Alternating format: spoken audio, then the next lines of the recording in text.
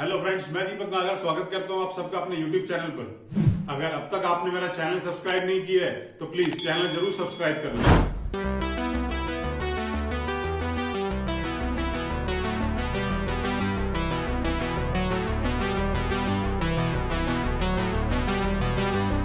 आइए question number 37 देखेंगे। Topic का नाम है change in the profit sharing ratio, D के गोयल क्लास 12 की बुक में से। पी के बाद 3 पार्टनर्स हैं, 1:3:2 में शेयर करते हैं। उसके बाद उनकी बैलेंस शीट दे रखी है और 1 अप्रैल 2018 से उन्होंने ये डिसाइड कर लिया कि अब वो 4:6:5 में शेयर करेंगे और कुछ टर्म्स एंड कंडीशंस पे वो एग्री करें, जिसमें वर्कमैन कंपनसेशन फंड की बात है, कुछ गुडविल की वैल्यू भी दे रखी है और भी कुछ एडजस्टमेंट दे रखी है। हमें बोला है कि नीचे जर्नल एंट्री करें और रिवोल्यूशन अकाउंट को मेंटेन करें।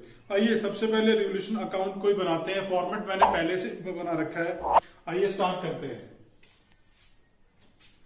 सबसे पहले लिखा है workman, claim on workman compensation has been estimated at ₹1 lakh. तो क्योंकि जनरल मांगे तो सबसे पहले इसी की जनरल कर देता हूं।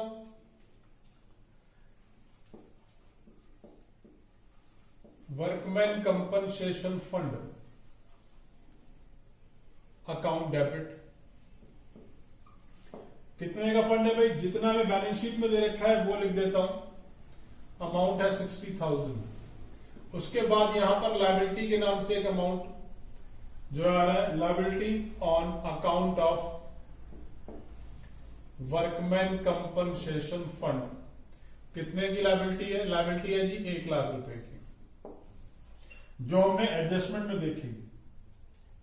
अब हमें मालूम है अगर इस एंट्री में डिफरेंस डेबिट में आता है तो हम रिवैल्यूएशन लिख देते हैं। तो रिवैल्यूएशन के अंदर बैलेंसिंग कितनी आ गई? 40,000। इस रिवॉल्यूशन के अमाउंट को जहां आपने डेबिट किया है तो हम इसे रिवॉल्यूशन अकाउंट में भी शो करेंगे। आइए इसे अकाउंट में ले आते हैं और लिखते हैं to liability on account of workman compensation fund, that is 40,000। अब 40,000 रुपए का फंड यहां पर एडजस्ट हो गया है। मोटर व्हीकल वैल्यू डेट 30,000 अगली एडजस्टमेंट है, जो कि अब तक आपने बुक्स में रिकॉर्ड नहीं करी। तो ठीक है भैया, रिकॉर्ड कर लेते हैं। Motorcycle 40,000, sorry 30,000। आउटस्टैंडिंग एक्सपेंसेस की पेमेंट नहीं करनी पड़ेगी, तो बाय आउटस्टैंडिंग एक्सपेंसेस।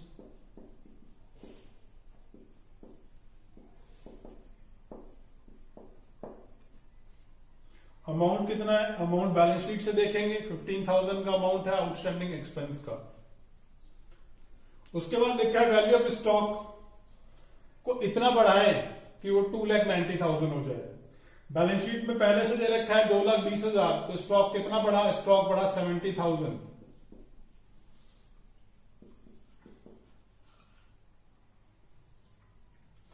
प्रोविजन बनाने के लिए बोला डेटर्स के ऊपर, तो to provision for doubtful debts. 5% of sundry debtors. Sundry debtors की वैल्यू है 3,20,000, 5% निकालूंगा तो 16,000 रुपए आ जाएगा। अब ऑडिटर को कुछ वर्क असाइन किया था जिसके लिए हमने उसे 20,000 रुपए दे दिए हैं, तो टू बैंक 20,000 रुपए। और फाइनली इसी तरीके से हमने रेगुलेशन में सारी की सारी एडजस्टमेंट्स डालनी है। दोनों साइड का टोटल लगा लेते हैं। 1,15,000 यही टोटल बढ़ा है तो दोनों तरफ लिख दिया। यहां पर एक बैलेंसिंग जनरेट हो गई क्योंकि क्रेडिट साइड ज्यादा है, तो मैं लिखूंगा to profit transferred to capital accounts. 3 partners हैं पी, क्यू और आर, और इनकी जो ओल्ड प्रॉफिट शेयरिंग रेशियो है 1:3:2, उसमें इस पैसे को बांट देता हूं। वैल्यू आ गई 1:3:2, 6,500, 19,500 और 13,000, यहां पर ये वैल्यू है 39,000। और फाइनली इन्हें 1:3:2 रेशियो में मैंने, जो इनकी ओल्ड प्रॉफिट शेयरिंग रेशियो है, उसमें मैंने डिस्ट्रीब्यूशन कर दिया। आइए, रिवोल्यूशन अकाउंट तो मेंटेन हो गया, अब जर्नल पास कर लेते हैं। ये पहली जर्नल तो हमने पास कर ही ली थी। यहां जर्नल एंट्री का फॉर्मेट ड्रॉ नहीं किया है, नरेशन भी नहीं लिखी है। प्लीज आप लोग दोनों काम कर लें, क्योंकि यहां तो बोर्ड है, थोड़ा सा स्पेस और टाइम बचाने के लिए ऐसा कर रहा हूं। अब रिवोल्यूशन अकाउंट को देखेंगे जरा एक बार। यहां इस पोर्शन की एक सिंगल एंट्री बनाऊंगा, तो सबको एक साथ डेबिट करके रिवोल्यूशन को क्रेडिट कर लेता हूं। आइए, motorcycle account debit, outstanding,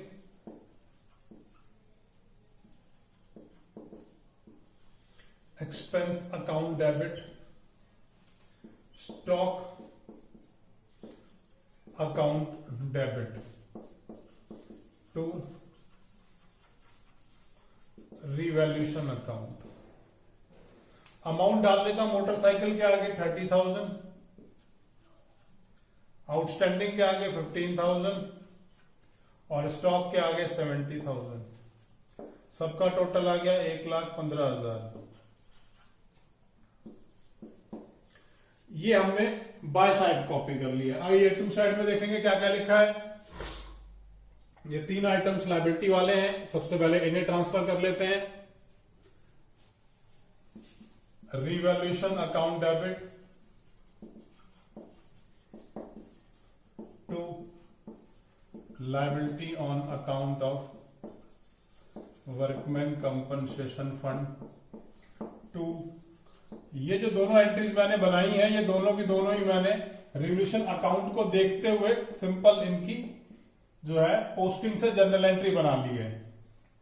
liability के आगे 40,000, प्रोविजन के आगे 16,000 और ऑडिटर को 20,000 दिए हैं। सबका टोटल कर लिया 76,000। अब फोर्थ एंट्री में मैंने इसका जो प्रॉफिट हुआ था मेरे को, उसके डिस्ट्रीब्यूशन की एंट्री कर देनी है।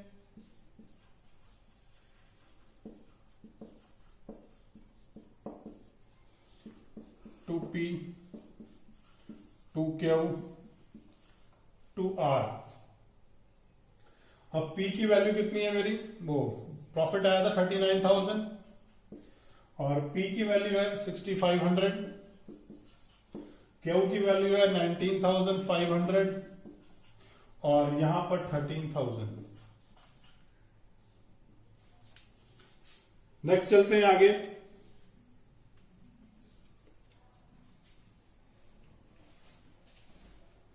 अब इस क्वेश्चन में हम एक तो इन्वेस्टमेंट फ्लक्चुएशन फंड की एंट्री रह गई है। Investment fluctuation fund, investment fluctuation fund का अमाउंट हमें 45,000 दे रखा है, तो सबसे पहले तो उसी को डेबिट कर लेता हूं। Investment fluctuation fund account debit to investment. Fund का अमाउंट 45,000 है और इन्वेस्टमेंट की वैल्यू कितनी कम हुई है, इन्वेस्टमेंट की वैल्यू कम हुई है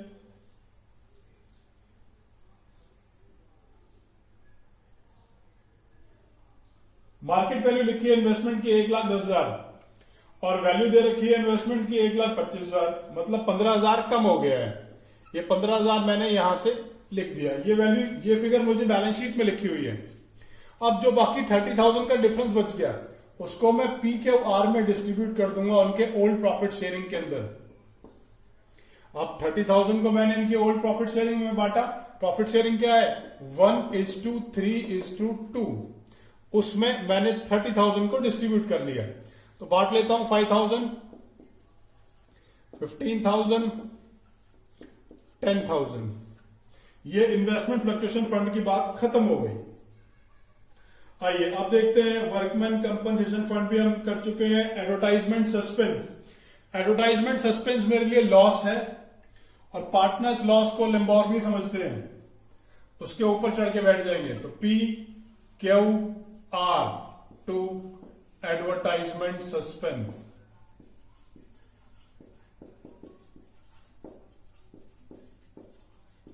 अमाउंट सस्पेंस का जो है वो 75,000 है और इसको इनकी ओल्ड रेशियो में ही बांटूंगा।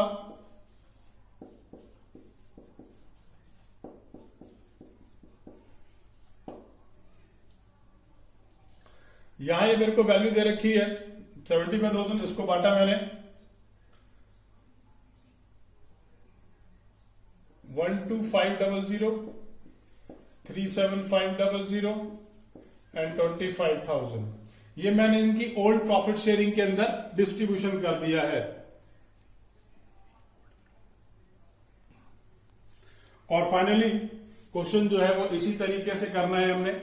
मैंने यहां जनरल एंट्री का फॉर्मेट नहीं ड्रॉ किया, प्लीज फॉर्मेट जरूर ड्रॉ कर लीजिएगा।